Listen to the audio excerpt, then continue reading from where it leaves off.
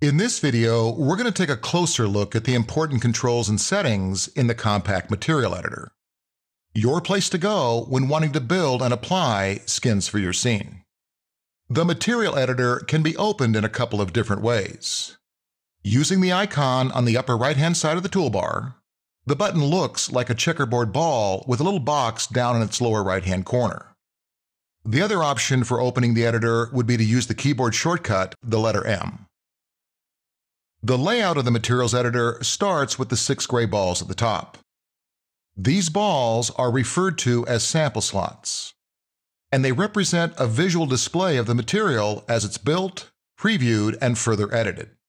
You'll notice that one of the sample slots has a white border around its box. This is Max's way of telling you which of the material balls is selected. You can only work on the slot that's selected. Selecting being done by simply clicking on the slot that you're wanting to work on. Activating a different slot can be done with any of your 3 mouse buttons. You'll also see 2 rows of icons, one at the right-hand side of the sample slots and one below. These buttons offer a series of different options and controls to assist you in building and applying your skins. The name of any given command will display on top of its icon if you simply hold your mouse over that particular button. You also have a couple of options as to the number of sample slots that display within the dialog. Opening the Options icon in the right-hand column, Max offers 3 different sample slot layouts, all depending on the number of material balls you're wanting to see. Down at the bottom in the Slots category, let's choose 5x3. An alternative method to changing the window layout would be to right-click in any of the slots. From there, you can make your selection from the options at the bottom. Let's choose the 6x4 layout. Another way you can sample through the number of slots would be by simply using the X key on your keyboard while your mouse is positioned anywhere in the editor. Let's take things back to a 3x2 layout. Navigating through the sample slots can also be done using either the hand icon, that'll pop up when your mouse is positioned at any of the window intersections, or by using the scroll bars that you'll find both at the bottom and the right-hand side of the display.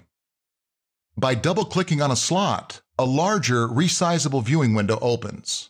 This floating display can be both repositioned and resized to meet your needs. Multiple floating windows can be opened at the same time.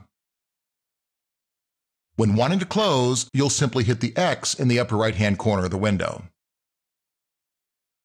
The shape that appears in the sample slot can even be changed, which comes in especially handy when viewing patterns or designs that are more accurately defined on a different shaped surface. To make the change, you'll go to the top icon in the vertical right-hand side column. Directly below the horizontal row of icons, you'll find the location to rename your material. You'll simply type in the name you want to give your skin, then press Enter to lock things in place. The name of the material will also appear at the top of the dialog, just to the right of the Material Editor name. To the left of the name field, the eyedropper can be used to retrieve a material out of a scene. Directly to the right of the naming area is a button that reads Standard. Clicking on that entry will open a second window, a browser, where you can choose from a handful of other specific material types that can be applied to your scene. Back on the left-hand side, directly below the bar that reads Shader Basic Parameters, you have what are referred to as your shader types, which can be used to control and vary how the light in your scene responds to the surfaces that you're building.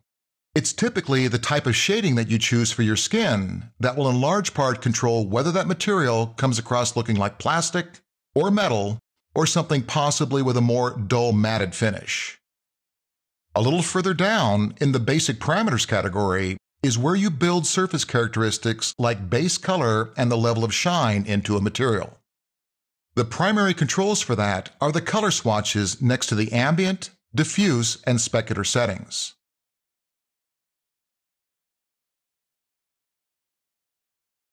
The category below the color swatches, entitled Specular Highlights, is where you go to adjust and control both the amount and the strength of the shine on a surface. Below that, the settings in the Extended Parameters section include advanced controls for both transparency and reflection. Below that, you have a category called supersampling, which offers an advanced series of settings that allow you to best control the more subtle qualities of how your material will look once rendered out. The next section, Maps, is undoubtedly the area where you'll be spending the largest majority of your time when building more complex skins. It'll be under the Branch tab where you'll be accessing the individual branch names to both add and adjust the images and designs that'll control the overall look of your materials. I'll be showing you how that all works over the course of this chapter. Then finally, at the bottom, you have the Mental Ray connection. This is honestly a subject for a more advanced 3ds Max title.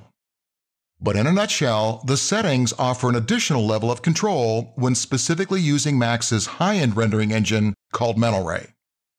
If you're interested in knowing more about the Mental Ray connection, you can certainly find additional information on the subject in the program's help menu. So that'll do it with a whirlwind tour of the Material Editor interface. Now, it will take a little practice to get it down, but once you do, you're going to be blown away by the incredible looking skins that you'll soon be making.